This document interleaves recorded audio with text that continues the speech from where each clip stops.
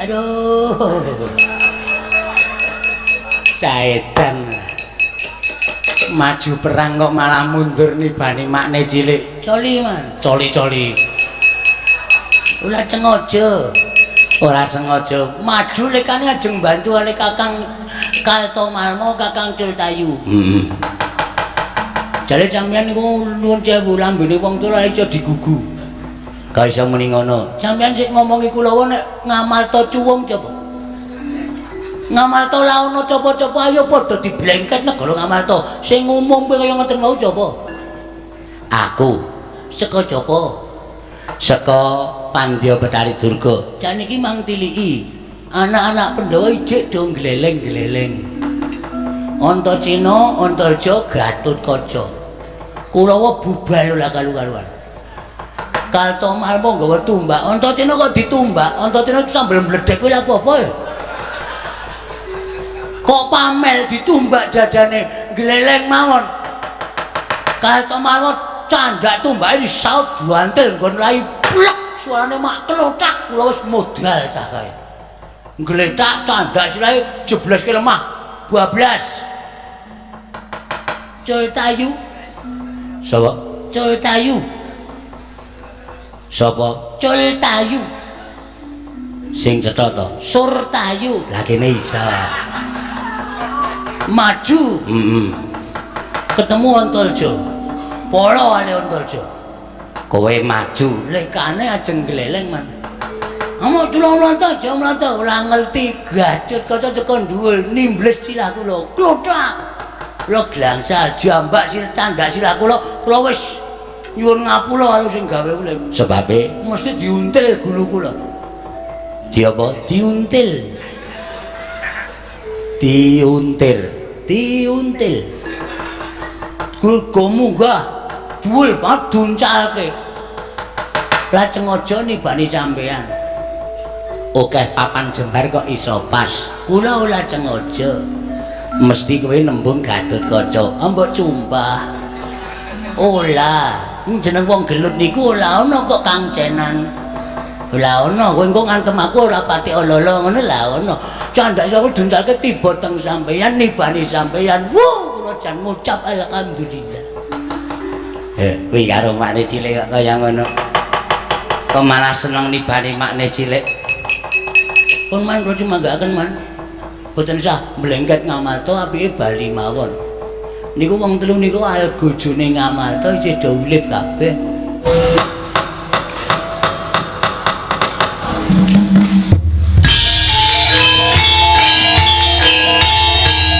Dilanjutkan pagelaran wayang kulit semalam suntuk oleh Ki Dalang Seno Nugroho. Selamat menyaksikan.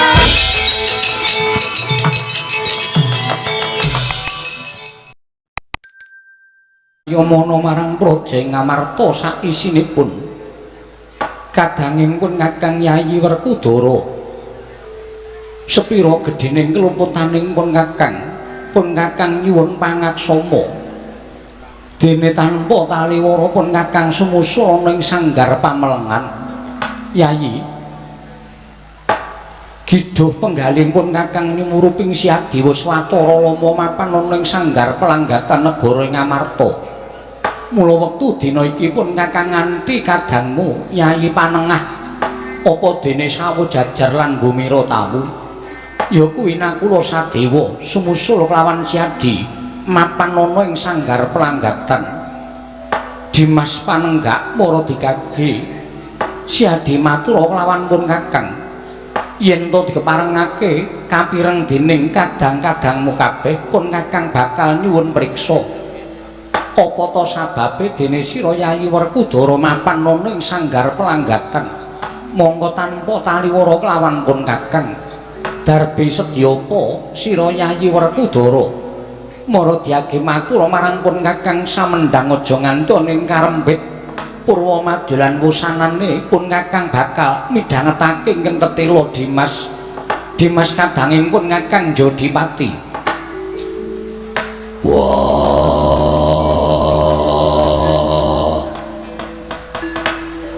Bar kakangku malah aku ngaturake genging panuwun ingkang tanpa kepindhan dening barep kakangku ngerti marang sasmitaning Werkudara nggonku tanpa taliwara mapan ning sanggar pelanggatan pancen ana sewiji-wiji ingkang dak gayuh ana sewijining gegayuhanku ingkang kudu kasembadan. Sira Yayi Darbi gegayuhan apa Dimas? Mara digage matur marang pun Kakang. Barep kakangku anane Pandhawa gumelar ana ing jagat. Barep kakangku aku Janaka lan kembar kuwi kono ingkang anakake ya kuwi Kanjeng Babu Kunti lan Ibu Madrim. Semono uga Kanjeng Rama Pandhu bapakku ingkang wis nyuwarga. Monggo kewajibane anak urip ning alam padang bisa mikul dhuwur mendem jero kelawan wong tuwa njunjung marang asmaning wong tuwa. Gandeng Pandhu bapakku wis ora ana. Mula ora kendhat nggon tansah nyuwun marang panguwasaning dat kang murwengdat. Muga-muga Pandhu bapakku nggone mapan ana ing tepet suci diunggahake ana ing kasuwargan tundha sanga jumbuh lawan lelabuhane. Dimas, apa to sababe dene Siadi matur ingkang kaya mengkono? Apa Kanjeng Rama Prabu Pandhu Sawarga durung mapan ana ing kasuwargan sarta isih nampa pasiksan dening panguwasaning para dewa? Mara gage Yayi, yen pancen Siadi ngerti lan pancen Siadi bisa mresani marang kahananing Kanjeng Rama Prabu Pandhu Sawarga, pun Kakang paringana dawuh sarta kelawan pun Kakang. Apa to sababe dene sira Yayi paring dawuh ingkang mengkono? Darma kusuma kakangku. Mula ora jeneng mokal yen to kakang barep kakangku ora ngerti marang lakon ingkang saknyatane. Merga iki mau tak simpen wiwit aku nyumurupi kelawan lelakone Bapak Pandhu Sawarga nganti tekan seprene. Ya lagi dina iki barep kakangku ndamu lan aku matur prasaja lawan barep kakangku. Siadi matur ingkang tetela pun Kakang kepengin midhangetake. Ngerti yo. Yen to nganti tekan seprene Pandhu bapakku Sawarga durung mapan ana ing kasuwargan isih nampa pasiksan saka panjenenganing para Jawata. Iki isih nampa pasiksan ana ing kawah Candradimuka. Mula di muktiya kaya ngapa para Pandhawa nadyan bebasan derajat pangkat ora kurang. Pandhawa dadi wong kaluka, Pandhawa dadi wong duwe bondo donya ora kurang. Nang yen to kahanane wong tuwa isih mapan ana ing Candradimuka, bungah sing kaya ngapa muspra tanpa guna. Dimas, Siadi aja guyon. Apa pancen Kanjeng Rama Sawarga Prabu Pandhu isih mapan ning kawah Candradimuka nampa pasiksan para Jawata? Ya pancen mengkono kasunyatane barep kakangku Puntadewa kakangku. Kakang midhanget sabda utawa pangaturing Siadi kelawan pun Kakang.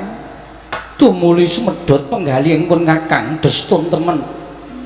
Ing atase Puntadewa pinutrakake dening Sawarga Kanjeng Rama Prabu Pandhu. Ewadene Puntadewa ora weruh marang kahananing wong atuwaku ya Sudarmaku. Nanging apa ya bener kaya mengkono lelakon ingkang sira aturake kelawan pun Kakang? Kena ngopo barep kakangku tambuh? Merga kundhuwana dasare mongko saka pitunganing pun Kakang Werkudara Kanjeng Rama Prabu Pandhu Sawarga kuwi mustikaning para nalendra. Akeh wong kang padha kedanan marang panjenenganing Kanjeng Rama Prabu Pandhu Sawarga tur tanggane ngastawa perintah negara ing Ngastina tansah teteken ati suci pepayung budi rahayu ngayomi mring sagung para kawula dasih hambek sadu budi penggalih Kanjeng Rama Prabu Pandhu Sawarga. Nanging sabab apa Yayi? Lah kok dadi sedaning Kanjeng Rama Prabu Pandhu teka ora mapan ana ing kasuwargan nanging mapan ana ing kawah Candradimuka? Barep kakangku ana tetembungan saapik-apike menungsa tau dadi nglakoni dosa semono uga saala walaning menungsa mesti katabetan rasa becik. Mula sapi-apike Prabu Pandhu Sawarga ya Pandhu bapakku mesti tau tate tumindak ala. apa ingkang katindakake dening Kanjeng Rama Prabu Pandhu teka sedane kudu tansah mapan ana ing Kawah Candradimuka nalika nyuwun ngampil lembu adat andini yen diitung perkara dosa kuwi dudu dosa nanging wong urip ning alam padhang sapa sing utang bakal nyaur sapa sing nyilih bakal ngulihake kuwi ora kena diselaki monggo nalika semono Pandhu bapakku nggone nyuwun ngampil lembu andini saka panyuwune Babu Madrim dunalika ngidam-idam kaworan kepingin nitih lembu andini nganti kewetu pangendikane Bapak Pandhu besok tumekaning pati saguh nyaur utange sarta saguh mapan ana ing Kawah Candradimuka mula ora aneh dudu tumindak ala ingkang dadi jalaran Bapak Pandhu mapan ana ing Kawah Candradimuka nanging kudu nyaur lawan utange apa wis dingendikake dening Bapak Pandhu sawarga mengkono Dimas ya Si Adi iso matur kaya mengkono apa Si Adi weruh dhewe kahanane aku weruh dhewe wiwit Bapak Pandhu dijabut nyawane karo Yama Dipati dewaning pepati nalika semono Yama Dipati nggunakake kemayan ya kuwi aji panyirepan kabeh sing padha nunggu grahe Bapak Pandhu padha kesirep turu kepati ora ana sing melek ming siji aku lorone kakek Abiyasa aku weruh dhewe Yama Dipati njabut sukmane Bapak Pandhu ora trima rasane atiku tu mulai aku ngoyak playune Yama Dipati aku weruh dhewe Bapak Pandhu cemplung aku ning Kawah Candradimuka nalika semono aku meh wae melu jegur ana ing Kawah Candradimuka niatku bakal nulungi marang Bapak Pandhu nanging dipenging kakek Abiyasa merga durung titi wancine malah kakek Abiyasa paring dawuh kelawan aku supaya babagan iki aja mbok critake marang sapa wae nganti temeka dina iki barep kakangku dangu lawan aku lan aku lagi pisan iki cerita lawan barep kakangku kahanane Bapak Pandhu ing kemengkono mau dadi pangungkal panggasaing jiwa anak-anake supaya budidaya bisa nyuwargake kelawan wong tuwa merga kewajibaning anak kuwi nyuwargake marang wong tuane senadyan saben dina iso munjung ingkung gajah duwe anak sing sugih blegedu ning nek kelakuane ora ngerti tata krama ora ngerti unggah-ungguh merosal bedugal wong tuwa sing duwe anak kaya ngono kuwi nadyan isih urip sasak kaya dene wis anguk-anguk ana ing neraka jahanam mula barep kakangku niatku wis kambuh niatku wis nyawiji ora bakal kendhu nggonku bakal mapan ana ing sanggar pelanggatan yen to durung bisa gawe srana nyuwargake lawan Bapak Pandhu ing mapan ana ing Kawah Candradimuka Koko Prabu sasampunipun kula midhangetaken menapa ing dados pangendikanipun Kakang Mas Yodiwati malah tumunten tukul kekrentekaning raos pun Arjuna dinten sakmangke kula badhe tumut dhateng Kakang Mas Panenggak inggih menika anggen kula lampah tapa wonten ing sanggar pelanggatan mboten nedya jugar anggen kula lampah prihatos menawi Kanjeng Rama sawarga Prabu Pandhu dereng dipun inggahaken wonten ing kasuwargan Koko Prabu semanten ugi ingkang ngrayipun kula ugi mboten badhe kendhat nderek dhateng menapa ing dados lampahipun Kakang Mas Werkudara nggih Koko Prabu semanten ugi ingkang ngrayipun ragil sedewa kula ugi tansah mapan wonten ing sanggar pelanggatan dereng lega raos sing manah kula menawi dereng nyumurupi Kanjeng Rama sawarga minggah wonten ing kasuwargan Werkudara bareng kakangku piye mara diagi Si Adi midhanget aturing para kadang-kadangmu kabeh yen to pancen kaya mengkono pun Kakang uga ora bakal keri pun Kakang bakal sabiyantu kelawan sira Dimas Harya Werkudara nggone budidaya supaya dadi sarana ditampa panyuwuning para Pandhawa matur marang ngersaning para Jawata kanthi laku tapa brata supaya dinyapura kabeh keluputaning Kanjeng Rama sawarga tumuli munggah ana ing kasuwargan jati Dimas Harya Werkudara teka mboten kanyono-nyono Sang Hyang Pikula Narada ing sidik pangudal-udal kepareng tedhak wonten ing sanggar pelanggatan negari Ngamarta ingkang mayapun Darma Kusuma kula ngaturaken sembah pangabekti kula kunjuk pukulun tong warudayang pak pong beboleng kali cedhe sapa sing gawe. Iya ya nggih. Puntadewa wonten makarya bombong tias ulun ora liwat pangestulun nampanana ya kula Darma Kusuma. Kula pun dicundhaka panglingga murda. Amawahana kabagyaning gesang kula pukulun. Sinten ingkang pareng nderekaken pukulun. Nah, dewa iki ora tau wong loro, wong telu ora tau ijen. Anggere tedhak ana ing jagat mesti ijen. Ulun pribadi ingkang mapan ana ing sanggar pelanggatan tedhak ana ing negara Ngamarta iki Puntadewa. Pukulun kasinggihan mekaten. Mugi kasekecakno anggen jengan ndika lenggah. Ya wis ora kurang kepenak. Prantaku ning sanggar pelanggatan negara Ngamarta dina samengko iki nggih kula Darma Kusuma. Noto kakekku. Sarawuhmu aku ngaturake basaku katura. Werkudara wayah ulun wong gagah, wong jronek, wong sentosa. Ulun tampa karya bombong tias ulun ora liwat pangestulun nampanana ya kula Bratasena. Ndak gegem dadekake jimat. Prayogakno nggonmu lungguh. Ya wis ora kurang prayoga. Dewa yaene kok mudhun ana ing jagat grimis-grimis. Arepa grimis arepa panas kuwi yen dadi kewajibane wis kudu dilakoni. Wah, prayogakno nggonmu lenggah. Ya wis ora kurang kepenak. Ulun kula aturaken sembah pangabekti kula kunjuk. Arjuna ulun tampa rakyat pangestulun nampanana ya kula Janaka. Kula pendhingga jimat paripe dayana ing kasantosan. Pukulun kula ngaturaken sembah pangabekti kula kunjuk. Pukulun kula ngaturaken sembah pangabekti kula kunjuk. Ya, kembar ulun tampa. Akarya bombong tias ulun ora liwat pangestulun tampanana. Kula pun ndingga jimat paripe dayana ing kasantosan. Nggih, kula pun ndingga jimat paripe dayana ing kasantosan. Sasampunipun lenggah ingkang langkung prayogi pukulun. Keparang ingkang wayah pun Darma Kusuma cumadung dawuh. Menggah menapa ta wigatosipun dene jengandika kepareng tedhak wonten ing sanggar pelanggatan negari Ngamarta. Menawi kepareng kawedharing kathah tumunten kababarna nanging menawi wadi tumraping para kadang. Monggo pukulun kula dherekaken mados papan ingkang sepa sepi miwah sepen. Babaron ingkang sejati kelawan ingkang wayah pun Darma Kusuma pukulun kula cumadung dawuh. Ya iki ngene satine Puntadewa. Pratulun ana ing sanggar pelanggatan negara Ngamarta dina samengko iki sayekti dudu pribadi ulun ingkang kepengin ketemu lan para Pandhawa babar pisan ora.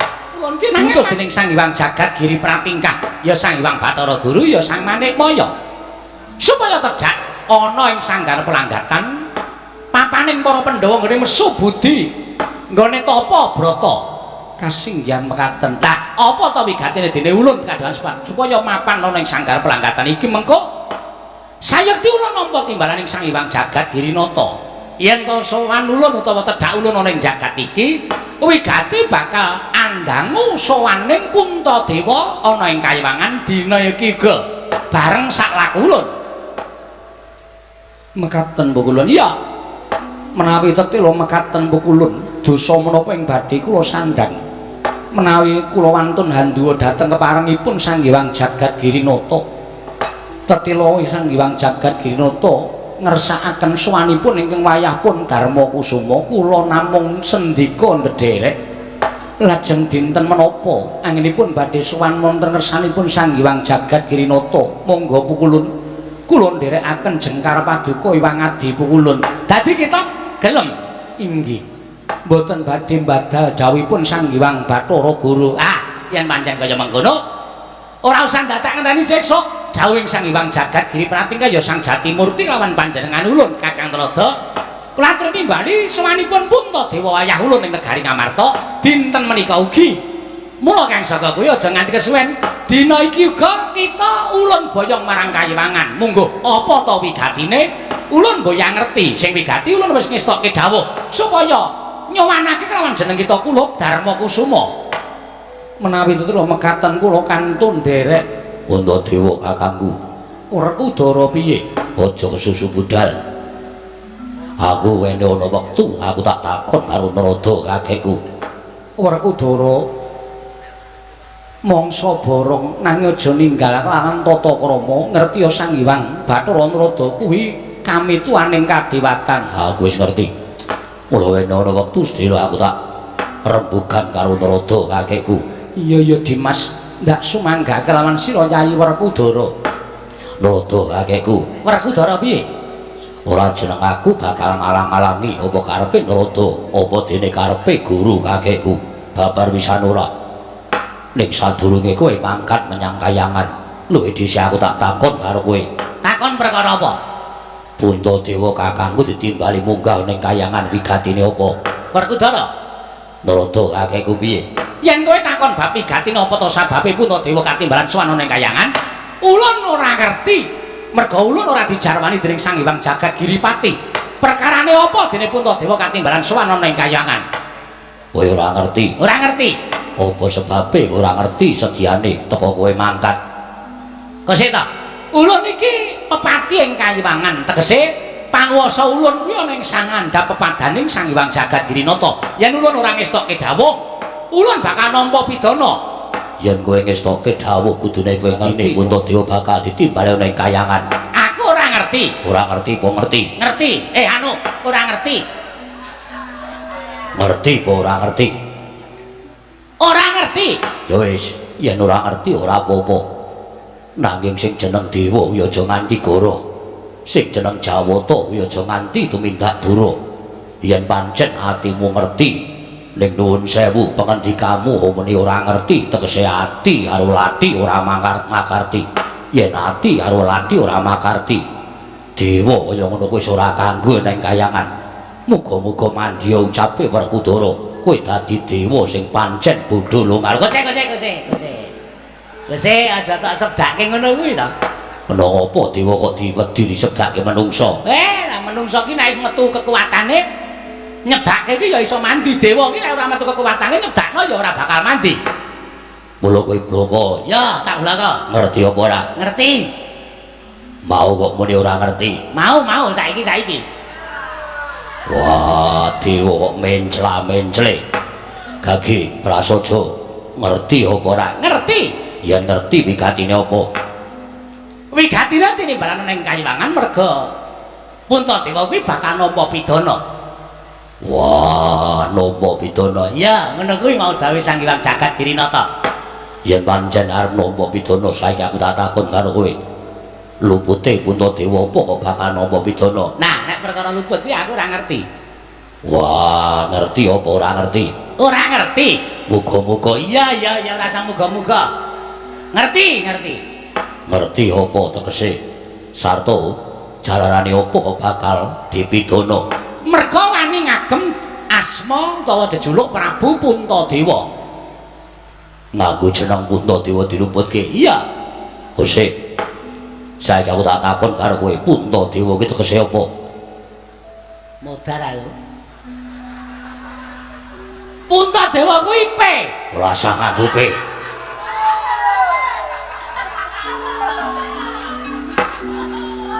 Puntawi luhur dewa kuwi wis ngarani. Dadi keluhurane Puntadewa ki ngungkuli para Jawata kuwi ora entuk. Mula Puntadewa dianggep luput. Nganggo jeneng Puntadewa kok lagi diluputke saiki. Monggo le maringi jeneng Puntadewa kuwi dudu sapa-sapa. Ning swarga bapakku Pandu lan babu Kunti. Kenapa biyen nalika lair Puntadewa dijenengi nganggo jeneng Puntadewa kok dewane do meneng wae, do ewuh apa? Ya mbok. Kuwi sing angel ning ngono kuwi. Kok lagi saiki diluputake. Wah, yen ngono dewa mung golek-golek. Mung golek-golek perkara karo barep kakangku, pawadane ming sengit karo barep kakangku. Ora mung kuwi. Ora ming kuwi mergane apa? Lupute ora mung Puntadewa tok. Lupute apa meneh? Puntadewa ki wani nganggo gelung keling. Monggo gegelung keling ki mung diagem para brahmana, para pendhita, para resi ingkang kekuatane utawa uripe wis sak traju sak babak kawan para dewa kaya ta. Eyangmu Ngetal Kandha, Sang Resi Kanwa, Sang Rama Parasukae kabeh nganggo gelung keling.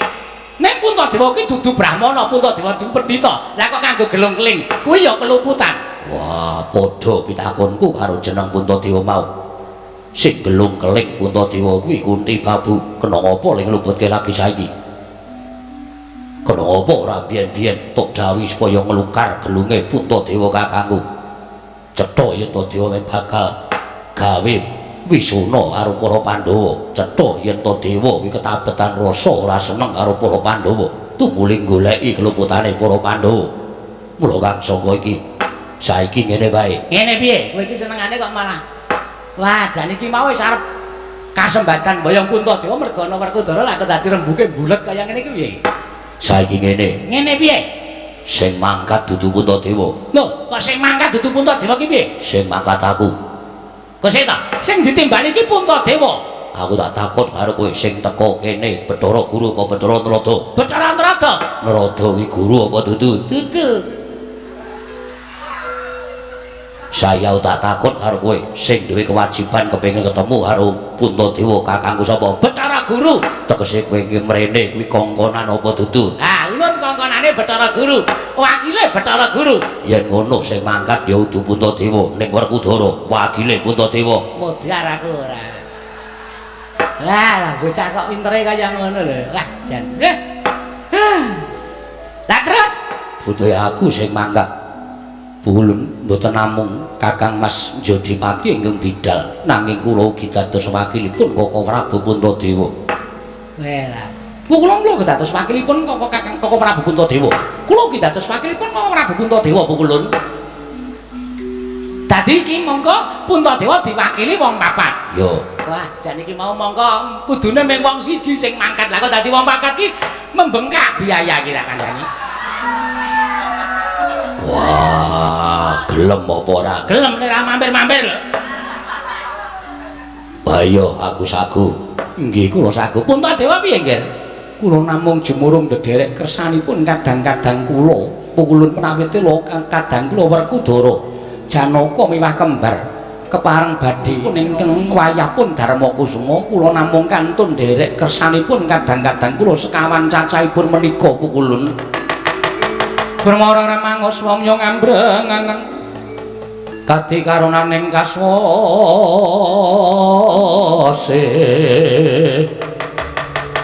yaneng marga memalatkung ing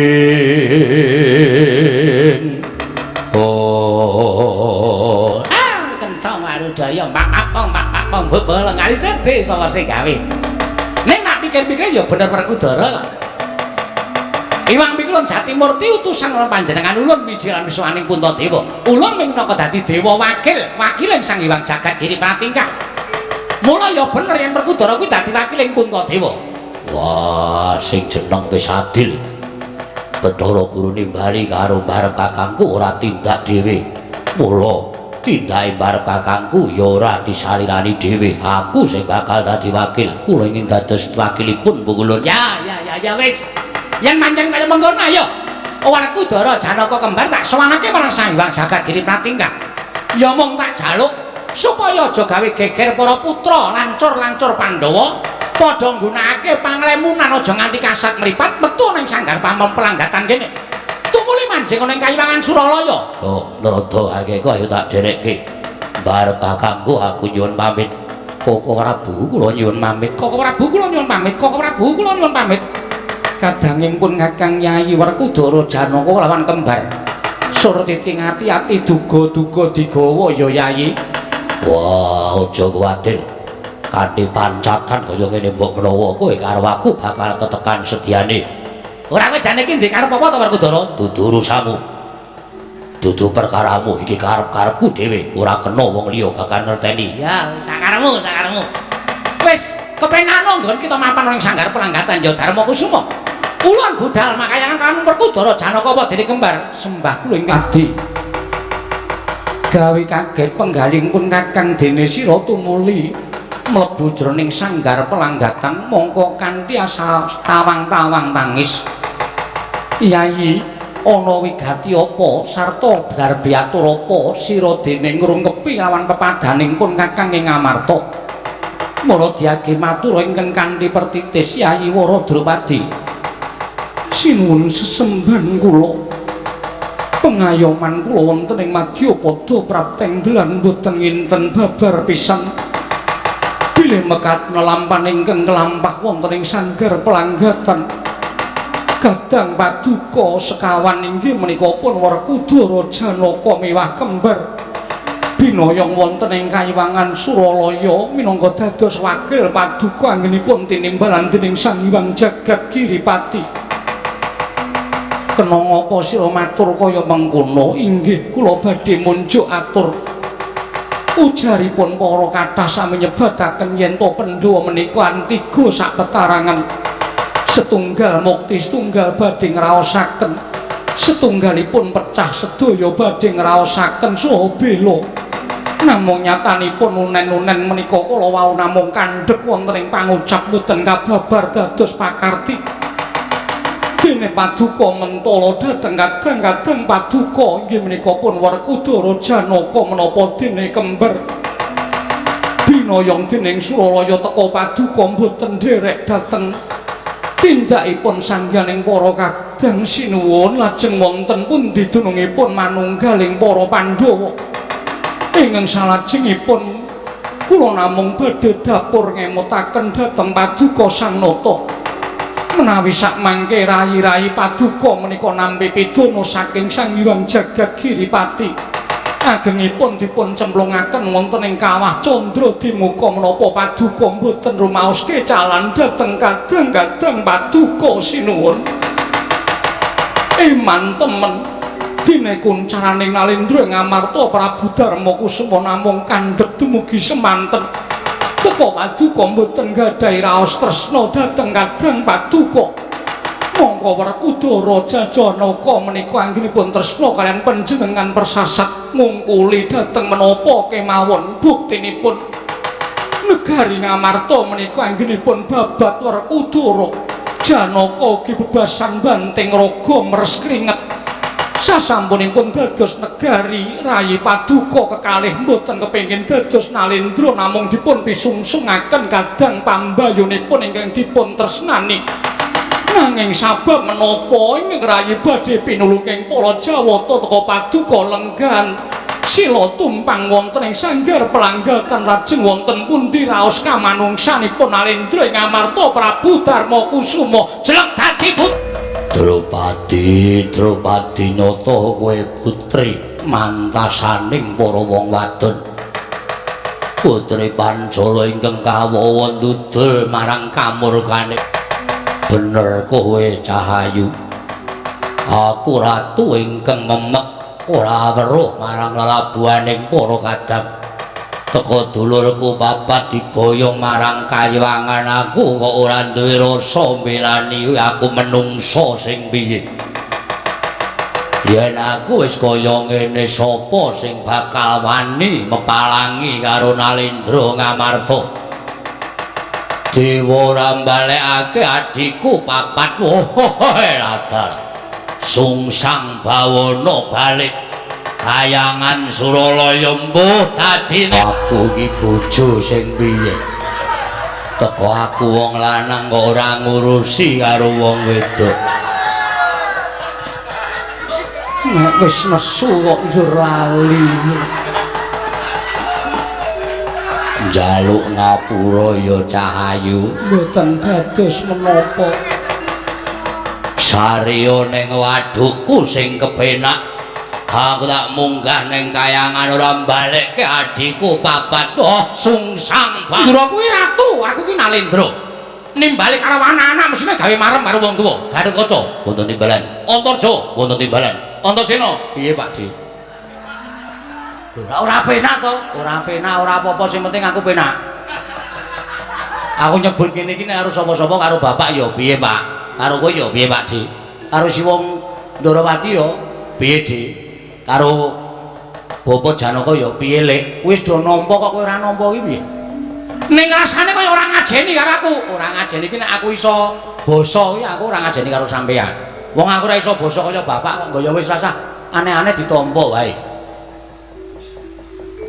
dipresani bae akeh kawula negara Ngamarta padha mlumpuk semene iki nek kowe nyeluk aku Pakdi iki rasane kok ora memper dimemper-memperke wis ora guneman karo kowe ora guneman ya wis Gatotkaca wonten timbalan wis watara dina kabar sumebar nganti tekan negara Mandura jare wong atuh Pandhawa mapan ning sanggar pelanggatan. Ger, yen pancen anakku pringgondane ngerti apa wigatine wong tuamu.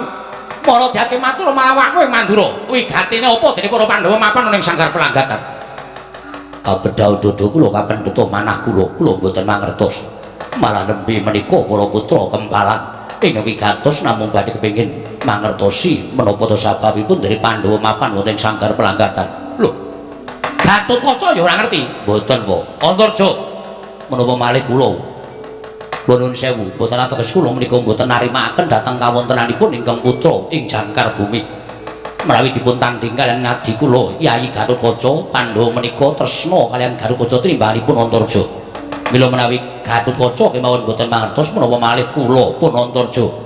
Oh ngono iki. Lho nuwun sewu. Ingkang ngadat sabenipun sok malah mangertos menika kadang kula pun Antasena. Kowe ngerti perkarane apa? Jare moh omongan. Kok takon? Ora nek perkara iki perkara wigati. Saiki aku tak takon karo kowe, Bapakmu neng sanggar pelanggatan 5 cacahe. Wong atuamu Yayi Prabu Darmakusuma. Bapakmu Werkudara, pamanmu Janaka, pamanmu Nekla Dewa mapan neng sanggar pelanggatan iki jane wigatine apa?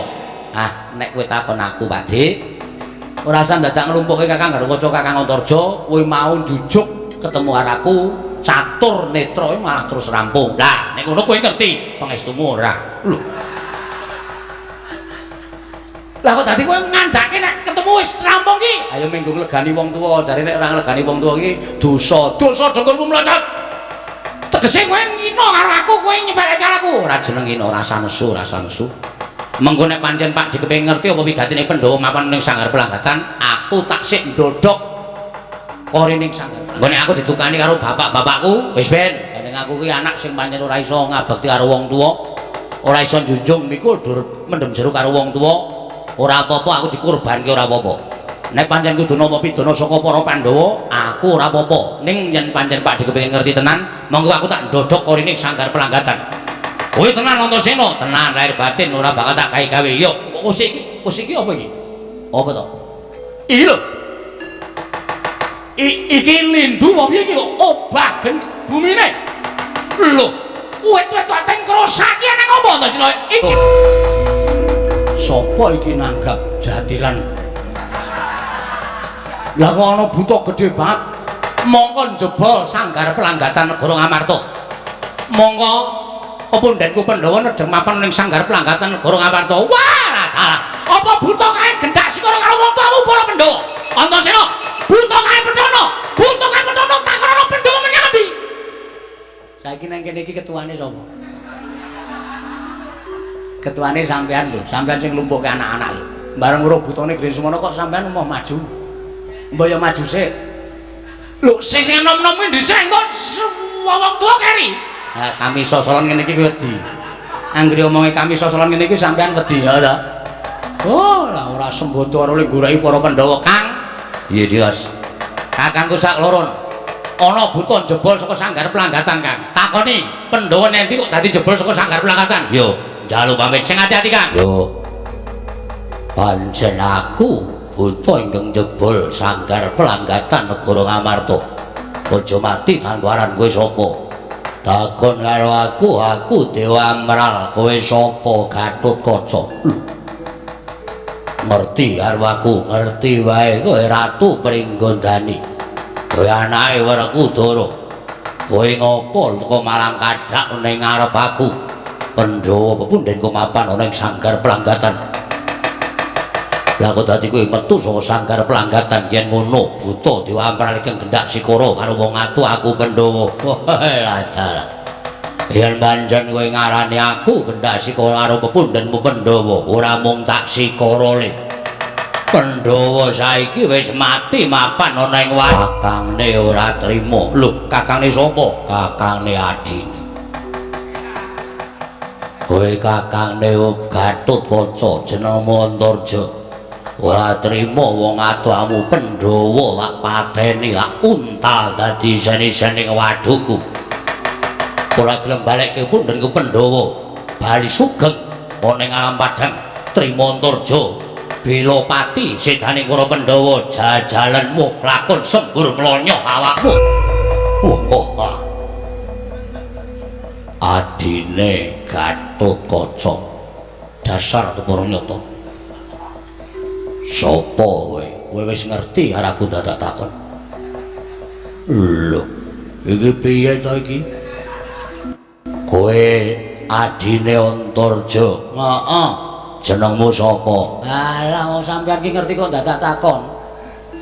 Aku ora ngerti. Ngerti wae, dosa lho ngapusi ayo. Ngerti to? Jenengmu Antasena.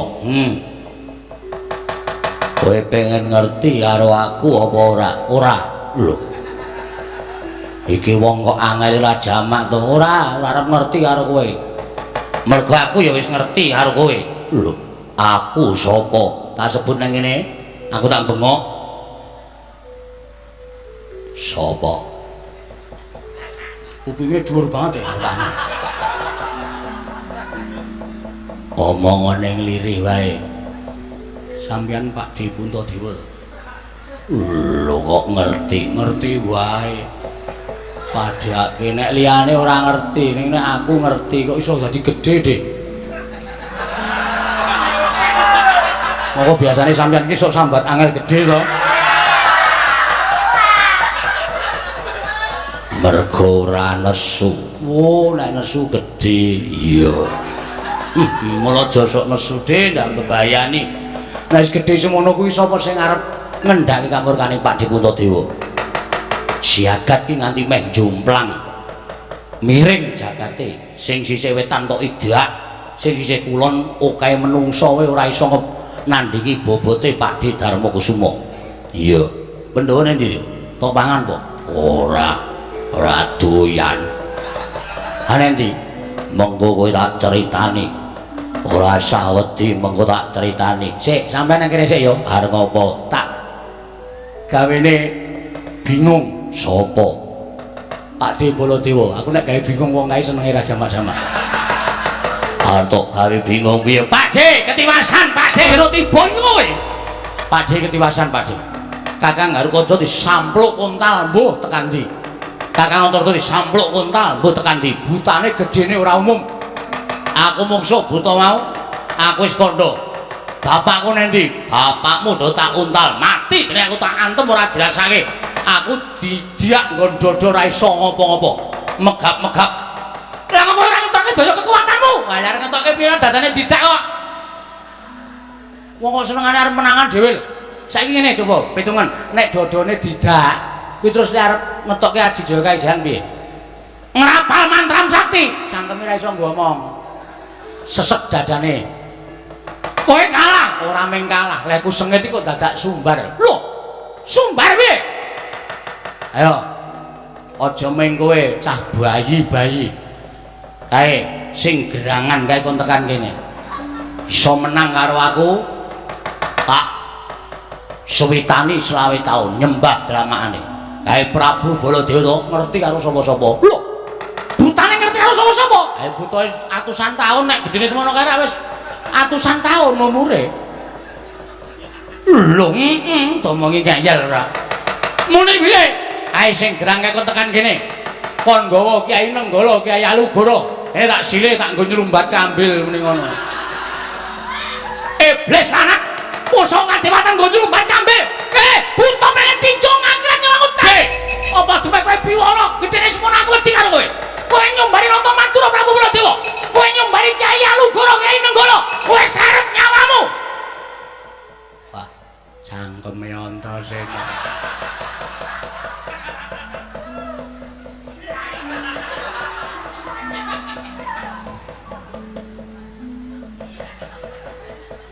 Kowe sapa? Lek nomor panmu ganteng gobokku Rata Mantura Prabu Baladewa. Sapa? Lek nomor panmu ganteng gobokku Rata Mantura Prabu Baladewa. Aku Nalendra Mantura. Kowe sapa kowe? Dewa Amrak. Kowe nyumbari karo aku ya. Dadi buta ya dadi buta, ora usah dadak sumbar cangkeme sing apik. Lah kok kowe ngidak dadane Antasena? Kowe nyumbari karo Baladewa. Kae gerangane kok tekan kene. Kyai Alugoro, Kyai Nenggala, kon namake aku nek nganti aku tekane pati meguru 1 taun. Cangkeme sapa ngono kuwi? Wah, jan.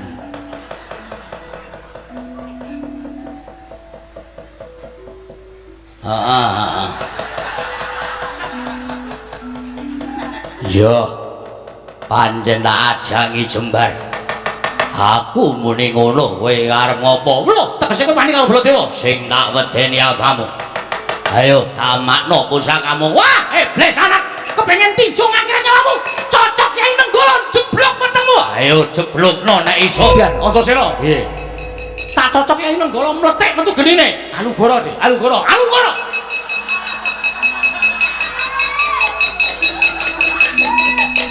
Iki Alugara.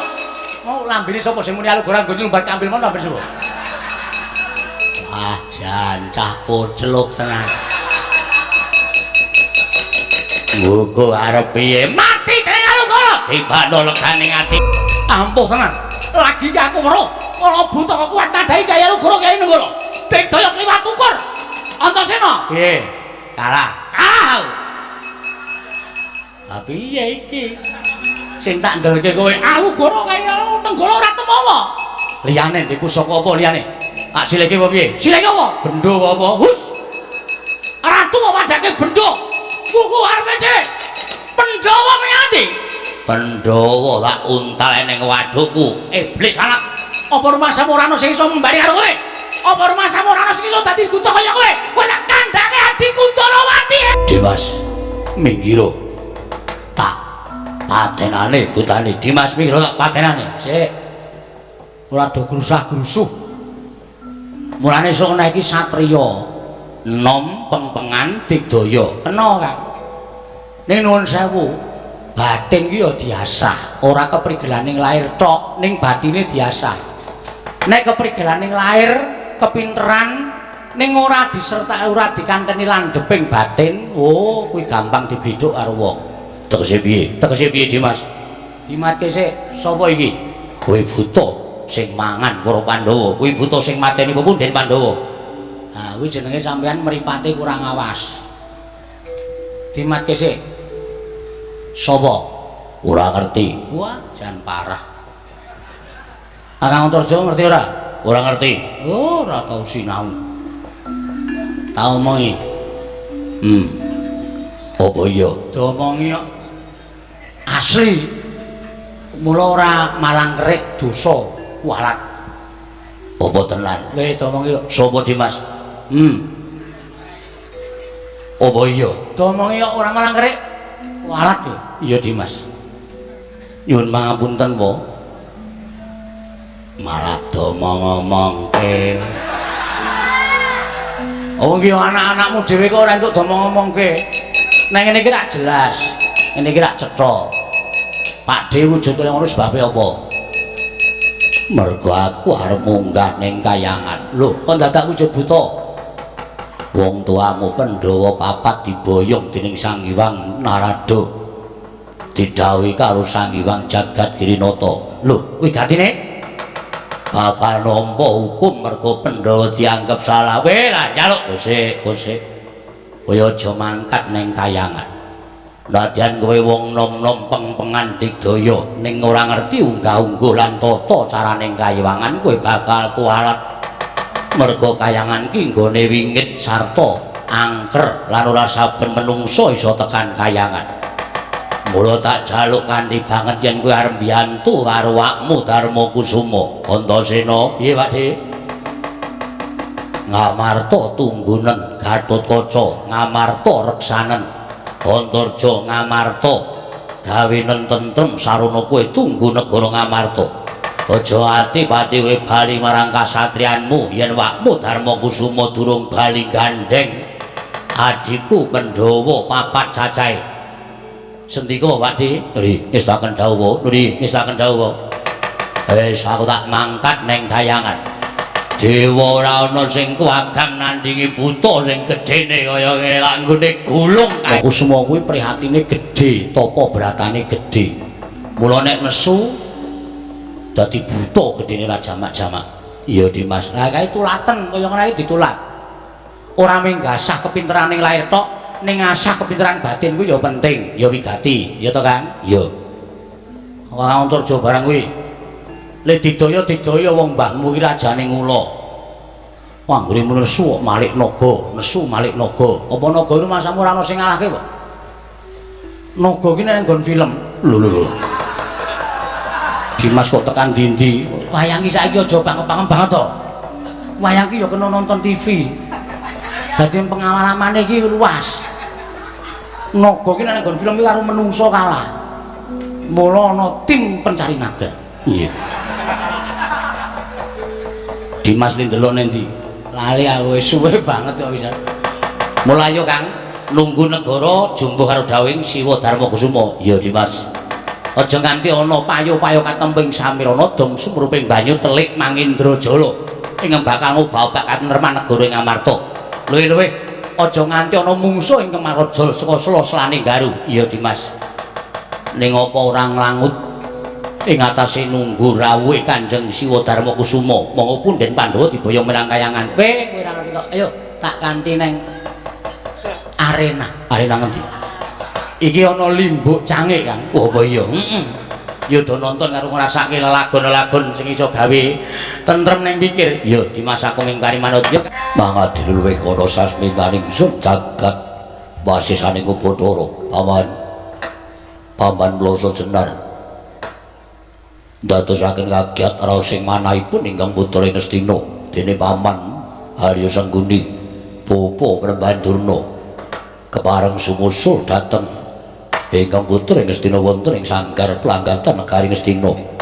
Nyawa-nyawa jimat kula nggih sesembahan kula wonten ing Madyapada anak Prabu Ngastina estunipun kuwatir raos sing manahipun ingkang bapa ing kepatihan sasampunipun Maduka anak Prabu kepareng mapan wonten ing sanggar pelanggatan monggo tumuli boten medal saking pamelengan ngantos pinten-pinten dinten laminipun mila tumuli kula rembagan kaliyan Kakang Prembahan Durna ingkang wigatos kula wantun-wantunaken mlebet ngabiyantara ngersa Maduka anak Prabu Ngastina nedhengipun ingkang putra Alampah Tapa Brata teka kadingareng dene Paduka anak Prabu nglampahi Tapa Brata menapa ingkang jinangka. Lha nadya ingkang bapa ing saka 5 semanten ugi nggih.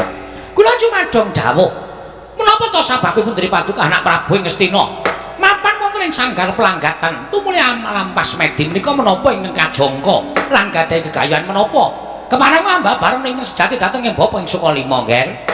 Oh Durna wonten dawuh Paman Harya wonten timbalan kula mireng kabar bilih para Pandhawa dinten samangke mapan wonten ing sanggar pelanggatan wonten ingkang dados gegayuhanipun kadang-kadang kula para Pandhawa mboten sanes anggenipun kepengin nyuwargaaken dhateng Paman Prabu Pandhu Dewayana ingkang dumugi titik lenggan samangke tasih mapan wonten ing kawah Candradimuka kelunasi dhateng piyutangipun nalika Kanjeng Bibi Madrim ngidam-idam kaworan kepingin nitih Lembu Andini lamban menika ingkang dados sarana Kanjeng Paman Prabu Pandhu mapan wonten ing kawah Candradimuka lajeng kepareng Paduka nuwun sewu menapa uyung-uyung anyeng kuyung dhateng gegayuhanipun para Pandhawa supados sakmangke ingkang Paman saged mapan wonten ing kasuwargan. Oh inggih nggih. Menapa lekas Paduka ngados mekaten menika nyengkuyung dhateng gegayanipun para kadang-kadang Paduka Pandhawa. Anggenipun enggal kasembadan nglenggahaken sinuwun Prabu Pandhu Dewayana mapan wonten ing kasuwargan. Babar pisan sanes niku ancas gegayuhan kula. Nanging panjenengan prisa piyambak rina pantraning dalu ingkang kula gayuh. Kejawi kula menika saged nyumurupi para kadang-kadang kula para Pandhawa menika ngatang-atang dadi bathang. Menawi Pandhawa tasih gesang wonten ing alam padang gesangipun Duryudana menika boten badhe ayem boten badhe jenjem tuwin boten badhe jenak miwah kepenak anggen kula lenggah dampar ke Prabu Ngastina mila gandeng samangke Pandhawa nedheng lampah Tapa Brata kula nyuwun dhateng pangwaosipun para Jawata supados samangke kasendal mayang babar pisan para Pandhawa supados sumusul dhateng tiyang sepuhipun mapan wonten ing neraka Yamani. Nyawa-nyawa jimat kula menawi tetelo mekaten cocok kaliyan menapa ing sampun kula aturaken lan ingkang ginebeng wonten manahipun ingkang bapa ing kepatihan. Ginanipun menapa Paduka nyengkuyung dhateng para Pandhawa jernyatanipun sedaya sami nyebat menawi Pandhawa lan Kurawa menika tasih tunggil darah, tunggil daging nanging tumrap paduka anak Prabu Ngastina kula saged ngupamakaken Pandhawa menika satru mungging cangklakan mila menawi Pandhawa tasih cetha pocapanipun Pandhawa tasih cetha penyawanganipun paduka anak Prabu mboten badhe saged eca mboten badhe saged tentrem anggenipun lenggah minangka dados Nalindra ing Ngastina semanten ugi ingkang Bapak Isa kalima nger menawi tetelo gegayan paduka anak Prabu menika kados mekaten kula namung nganyeng kuyung mugi-mugi menawi dados pandonga maduka dhateng ngersanipun para Jawata tinampi dening panguwaosipun para dewa saengga dewa mudanani panyuwunipun anak Prabu Ngastina sageta para dewa anyupet dhateng yuswanipun para Pandhawa dumugi dinten sakmangke menika kemawon nger Badana wonten dawuh Paman Harya Sengguni wonten dawuh mboten dangu malih kula badhe ngawontenaken suka parisuka kula badhe ngucapaken syukur dhateng ngersanipun para Jawata menapa sababipun dening paduka paring dawuh mekaten panyuwun kula dipun udaneni dening Kanjeng Hyang Pandya Betari Durga ingkang sampun munjuk atur ngersanipun Sang Hyang Jagat Giri Pratingkah lan dinten mangke miturut ngendikanipun Sang Pandya Permoni ing Dandang Mangure kadang kula Yai Puntadewa nembe katimbalan sowan wonten Kahyangan Suralaya ingkang wigati badhe kapatrapan pidana saking Sang Hyang Jagat Giri Pratingkah Paman Plasa Jenar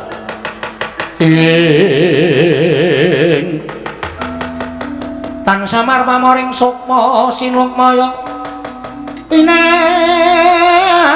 yo ing sepi sumemben telenging kalbu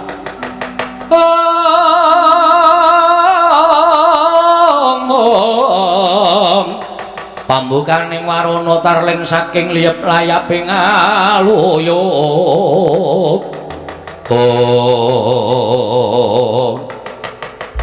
nyarengi angin ingkang mlebet wonten ing sanggar pamelengan kacarita rawuhing Sang Hyang Permoni ya Sang Pandya Betari Durga jelek wonten ing sanggar pelanggatan karya kagyat nata Ngastina ya sarawuh paduka Kanjeng Hyang kula ngaturaken sembah pangabekti kula kunjuk Kanjeng Hyang Pandya Betari Durga ndak tampa gawe gedhening atiku ora liwat pangestuning pone yang ing Dandang Mangure Tampanana ya kula Duryudana kula pundi jimat Pandya Betari kula ngaturaken sembah pangabekti kula kunjuk ate sengkuni tak tampa gadi lega leganing atiku ora liwat pangestu Tampanana inggih kula tampi dadosaken kagiat ala sing manahipun ingkang wayah ing Ngastina dene paduka Kanjeng Hyang Permoni kepareng tedhak wonten negari Ngastina Hyang kula nyuwun dawuh kados pundi pawartosipun anggen paduka sampun kepareng udaneni dhateng panyuwunipun ingkang wayah ing Ngastina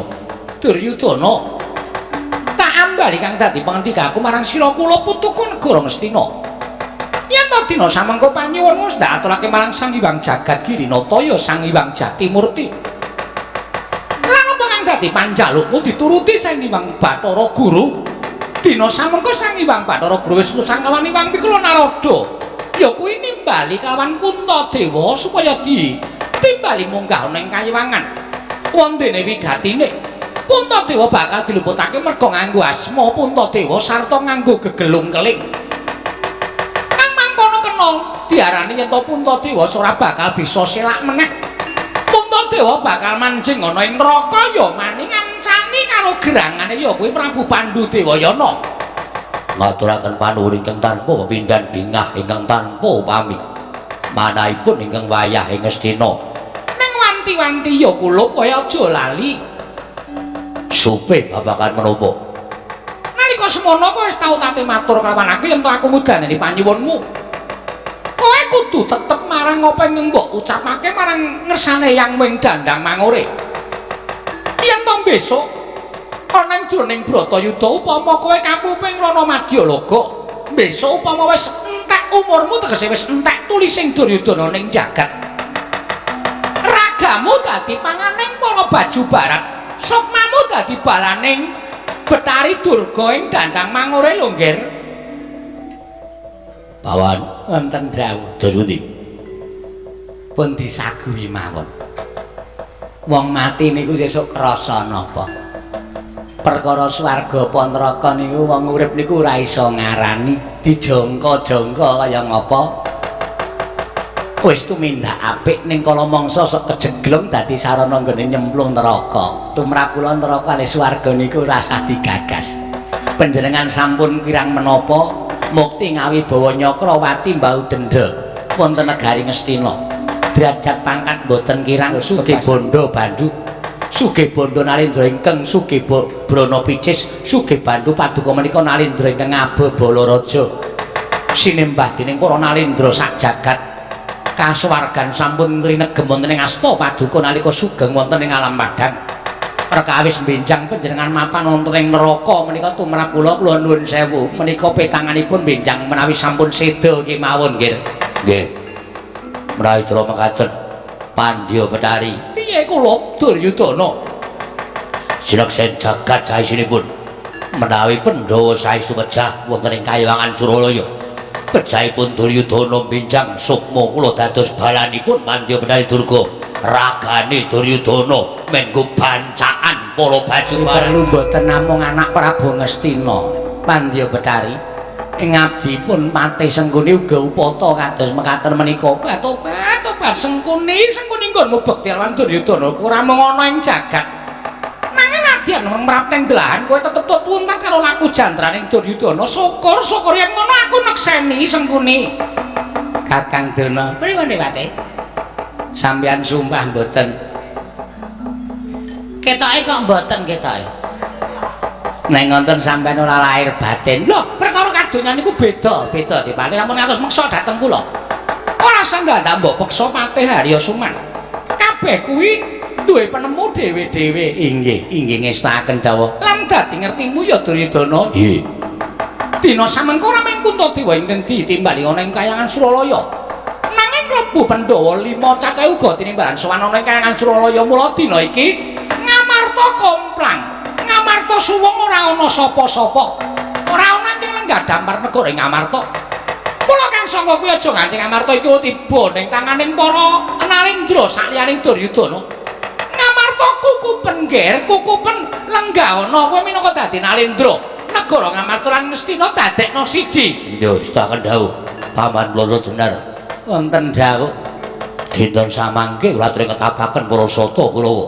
Ngamarta dados tunggal kaliyan negari Ngastina diblengket dadeke siji mumpung Pandhawa mapan ning Kayangan Suralaya non ngestaken dawuh pangkat kula benjang menapa dinten iki uga lajengipun kula nenggo dawuhipun Pandya Betari Durga ora sanggata malang ati kang dadi penggalihmu ya kula putuku cah bagus eyang mudan nang mauring bakal ngawat-awati laku ning para sata Kurawa mene bakal mlengket negara Ngamarta kelawan negara Ngastina mri ngestaken dawuh kowe ora usah dadak jengkar saka dampar ora usah dadak njumangkahake suku ngrembyahake asta cukup lenggah ingkang prayoga mengko bakal kasembadan apa kang dadi penjangkamu mriki ngestaken dawuh Begawan Durna oh lho wonten dawuh Pandya Betari aja nekake laku ning para sata Kurawa watawatana ya Kumbayana oh inggih ngestaken monggo lamun katututan lamun mangsa prawira diktaya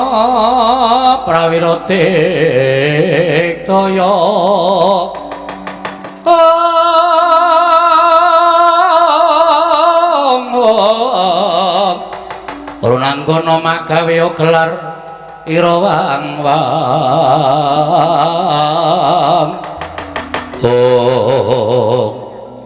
ngaglah ngergancang kaya ndo mentang kaya gendhewa ora panglingki anakku lanang Antasena Pakde Kartomarma ya dasar para nyata Antarja inggih kula ingkang putra pun Antarja kok nggawa wadyabala gelar sepapan Kurawa ora pangling gendera rontek tumbake nganti kaya Jatingaran arti ndak ndi Pakde Antasena piye wale-wale apa lakuning para sata Kurawa kuwi bakal ngrondani negara Ngastina goroh kowe iki dalan siji-sijine sing temeka negara Ngamarta monggo aku kajibah supaya ngreksa negara Ngamarta dadi nek Pakde pawadan utawa alasane arep ngrondani negara Ngastina kuwi kleru tak bedhek yen bener aja minger yen kepengkok aja menggok Kowe arep ning Ngamarta to, Pakde? Ya ora. Mergo krungu negara Ngamarta kuwi para Pandhawa ora ana. Wekasan Ngamarta komplang. Ngamarta komplang Kurawa duwe niat arep ngejeki negara Ngamarta. Ya apa ora? Lho. Dian lah kok bener kabeh pambatangmu. Mula aja sok ngapusi karo aku. Aku tukang ngapusi kok dapusi. Rumangsamu. Ayo bali. Lho, bali piye? Nekuk penjaring golek dalan nyangkal putung. Bali ning Ngastina. Kowe ora bali, aja kakon dosa. Kepeksa anakmu Antasena wani karo Pakde Kurawa. Yen ngono kuwi dadi palangi Kurawa nggone bakal mlengket negara Ngamarta. Mestine ngono, wong iki negara kuwi durung ditinggal mati karo para Pandhawa. Aku didhawuhi supaya ngreksa negara Ngamarta. Nek ana wis sing argae rusak, gedine bakal bedah negara Ngamarta. Kena bedah negara Ngamarta ning iso bedah dadane Antasena. Wah, dalah. Wah, piye? Edan Antasena dhewe ngomong karo apa? Wani karo pakdemu sing tak wedeni apamu? Ora minggat dibantanganmu kene margane patemu. Aja mboko sisi kroyoken Kurawa regane nganti ora. Aduh. Caedan. Maju perang kok malah mundur nibani makne cilik. Coli, Man. Coli. Ora sengaja. Ora sengaja. Maju lekane ajeng bantu ale Kakang Kaltomarmo, Kakang Cultayu. Heeh. Jale sampeyan niku nuwun sewu lambene wong tuwa iso digugu. Kok iso muni ngono? Sampeyan sik ngomongi kula nek Ngamarta cuwung coba.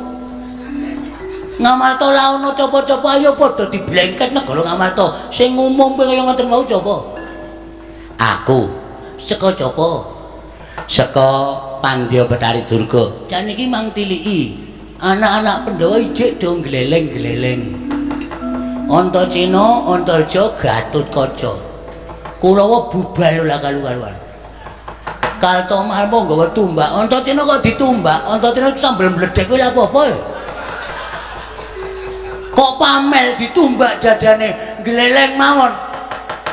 Kaltomarmo candak tumbake disaut duantil nggon lai blek suarane mak kelotak kula wis modal cah kae. Gletak candak silahe jebleske lemah bablas. Cultayu. Sapa? Cultayu. Sapa? Cultayu. Sing cetha to? Surtayu. Lah kene iso. Maju. Heeh. Ketemu Antarja. Polo wale Antarja. Kowe maju. Lekane ajeng gleleng man. Amo culung Antarja mlata ora ngerti Gatotkaca teko dhuwur nimbles silah kula. Klothak. Kula glangsal jambak sila candak silah kula wis nyuwun ngapura karo sing gawe ulih. Sebabe Mesti diuntil gulu kula. di apa? Diuntil. Diuntil. Gulga munggah dhuwur banget duncalke. Lajeng aja nibani sampean. Oke papan jembar kok iso pas. Kula lajeng aja. Mesti kowe nembung Gatotkaca. Mbok cumpah. Ola, jeneng wong gelut niku ora ana kok Kang Cenan. Ora ana, kowe engko ngantem aku ora pati ololo ngono lah ana. Candak aku duncalke tiba teng sampeyan nibani sampeyan. Wuh, kula jan ngucap alhamdulillah. Kuwi karo makne cilik kok kaya ngono. Kok malah seneng nibani makne cilik. Pun man kula cumanggaaken man. Boten sah mlengket Ngamarta apike bali mawon. Niku wong telu niku algojone Ngamarta isih do urip kabeh. Antasena, Antarja, Gatotkaca. Nek sampeyan ajeng maju mangicipi kepelane Antarja, Antasena. Pun ngoten mawon. Hah. Nyaman didit 5.000. Lho. Arep ngopo? Tuku eceh. Apa? Eceh. Eteh. Estek. Heeh. Engko njaluk aku sing bayar. Nyaman cok ngapuci e. Nyaman iku wis tau e Kulawa dikon madang kabeh tur minggat. Asalahe kok mangkel aku. Pun. Kula njaluk sing, Man. Heeh. Kalih. Obat. Lho. Niki lho, diantem Gatotkaca timbles menyonyo. Ya, gampang ana. iki salep ploso jenar rampuh. Oleskan sebelum dipakai. Loh, kleru iki nggon aku. Patih kok cacane kaya ngono. Ngono kok patih cengkuni lho. Aja keri ngesak ngono lho. Sapa sing urung maju? Kumatak. Cidraksi. Nggih, An. Arep maju apa? Mung suwe. Rene to, nek omongan ki ora ning jero. Ning jaba men ketok. Nah, ini rak ketok. Mok susu ra menata, jaya menata imbang yen padha-padha. Sumbari. Oke. Mungsuhe anak-anak Pandhawa. Lho, sapa wae kan? Antasena. Wah, ning ngapunten, nek Antasena kula rawani. Rawani mergo bocahe ndugal warisan. Tur dasare Antasena niku diayomi dening para dedewane. Mula nek kula mungsuh Antasena nyuwun ngapura kula rawani.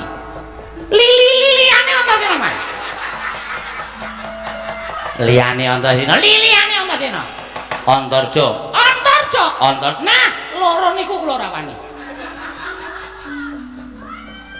Antasena Antarja loro rawani. Memergane Antarja niku nuwun sewu niku mbahne rajane kula. Nek nganti kula wani karo Antarja nesu wadul mbahne kula sak donya dikretke goleki kula kabeh. Kula madang ketemu kula. Kula turu parani kula. Napa mboten gegerisi? Oh iya. Nah nggih, mula nganggo pikiran, nek arep nganggo pikiran. Ora waton mungsuhe sapa wani. Oh, modar tenan. Ah iya. Loro kuwi rawani. Sing iki mesti kowe wani. Sapa, Man? Gatotkaca. Nah. Lha nggih telu niku kula rawani. Ora jane aku tak takon, wani muruh sapa? Nek wonten wedok, Man. Oh. Ana meng wedoke aku wong tuwa geliyak-geliyak. Ngang-ngang salep. Ora. Senengane ora. Amon Suramarta jejaya mrata mamang sriya Antasena. Piye, Pakde? Salam perdamaian. Lho. Lah kowe iki mrene arep ngopo? Aku meng ngelegani mak cilik Sengkuni. Aku didhawuhi supaya ngajar kowe, ning jelas aku rawani to. Ha iya. Mula aku tok mrene. Aku tak takon kakak karo kowe. Wah aku malah deg-degan aku. Ngerasa oleh ngomong ki malah ngampet tambagan aku. Santai wae. Papa pancen aku omongane kok kaya ngene. Aku arep takon. Sing nguncalke Durma Gati Masa. Kakang Gatotkaca. Tulung aku nek ketemu karo Gatotkaca. Aku wedi siji loro gawe aku wedi banget. Ngene kebablasan. Lah mula aku tuntunan. Gatotkaca kon mrene. Ya. Kakang Gatotkaca. Goleki Pakde. Oh iya. Kang. Oh. Goleki Pakde. Pakde sapa? Pakde Citraksi. Lho, ndengaren goleki aku. Mbok. Aku adu arep kono ora gelem kok. Mungsuhe njaluk kowe. Njaluk tak gimer ndase. Antasena. Piye? Oh, kowe aja salah ucap. Aku ora njaluk digimer ndase. Iki mung perkiraane Kakang Gatotkaca, kowe ora usah kuwatir. Mama tratap aku. Ya wis kowe ngono wae.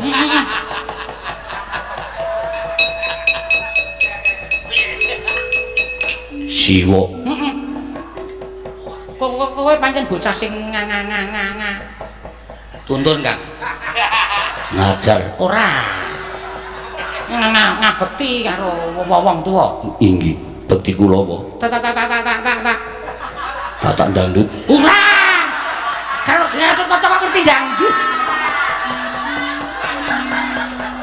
Tak tampa. Inggih. sing nguncalke Durma Gati mau. Kula Kok iso bener Sengkuni? pancen kula paske. Nah, Gagatut Kaca. Wonten dawuh. Aku njaluk tulung, aku tulung gawanan mumbul terus uncalno penerno papapate Sengkuni. Mekaten. Heeh. Sik tak salin teklek. Oh iya. Karo tak ngimbul maijan, men bobote rada antep. Iya. Aja kleru lho. Mboten. Didipaske pate Sengkuni tak tinggile cengelik. Nuwun sewu, kok sami mboten remen kayane yang pate Sengkuni. Sesengkuni iki cangkeme elek. Wong tuwa ning ora idep isin pendak-pendak ming kongkonan, pendak-pendak ming kongkonan, pendak-pendak ming kongkonan, pendak-pendak ming kongkonan, pendak-pendak ming kongkonan, pendak-pendak ming kongkonan, pendak-pendak ming kongkonan. Jajal ngapura telakku sak konslet. Oh iya. Tulung. Uncana pasna Sengkuni. Oh iya. Yang mari bergoyang, mari bergoyang. Bocahke kok bledek. Ada. Cit. Nan, Cit. nan. Mrene nggih. Ya, Waduh. Aku tak takon karo kowe mungsuhmu sapa? Gatut Kaca man. Asli sumpah. Gatut Kaca. Kowe dikapake. Gatut Kaca tetekan potali wara. Kula lagi arep nentang candak sirah kula digo munggah. Terus diuncalke nyunyun ngapura nek tibane bener sampean. Gusik, aku tak takon. Ana wong ning dhuwur kok iso ngoyak iki kok. Monggo aku wis weruh lho. Kowe banter banget sundur, aku wis melayu ngulon, kowe melu ngulon, aku melayu ngetan, kowe kok melu ngetan. Kula ora ngerti mbok menawa niku aji-ajine Gatut Kaca. Sumpah kula ora jarang. Yakin sumpah. Kula niku jane arep niba, ngulon wae ngajeni niba. Ning kok kaya ana kekuatan sing nginggokke kula kok kaya ana bisikan cengel ngoten niku. Ilmu hitam. Wedhus ya. Asli mboten gora kula. Dadi Gatut Kaca sing nguncalke kowe. Nggih, Man. Gugu karepe dhewe. Putu kok nganti kaya ngono. Kowe wani daksya karo anakku Citraksi tuwa dot. Eyang Batik. Iya nggih.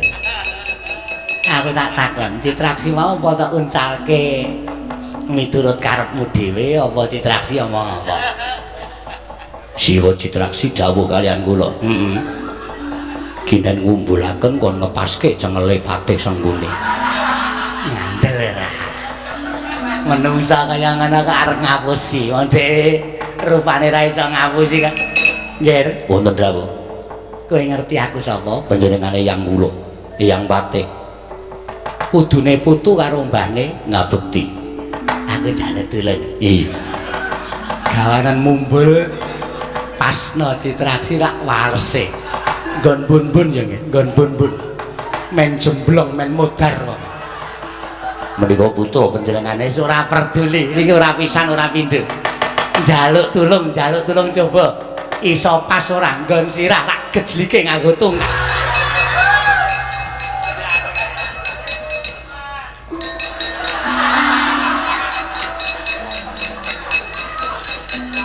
Iblis. Cit, ya.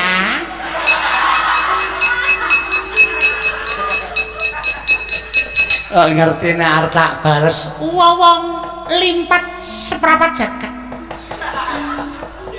Wong limpat seprapat jagat wis tamat niku ping kula. Dadi kula ngerti papa semon panjenengan arep bales arep ora niku kula wis paham. Nggih ta? Kok gegerku macrek. Mungsuhe bendho. Aduh. Ya, untung kena lenga tala. Nek ora kena Lengatawon mati tenan. Lah nggih padha kula ya kena Lengatawon. Ha iya. Nek ora kena Lengatawon rekoso rek. Mundur anak-anak. Kencengi nggone ngawat-awati negara Amarta. Yen ana klesak risiking kawula, ana kekuntukaning para kawula padha glenak-glenik, perlu ditakoni Kang, duwe karep apa? Ya Dimas, ayo. Dipageri sing bibit negara Amarta. Dimas Antasena pun Kakang mung kari manut karo kersaning sira Yayi Antasena.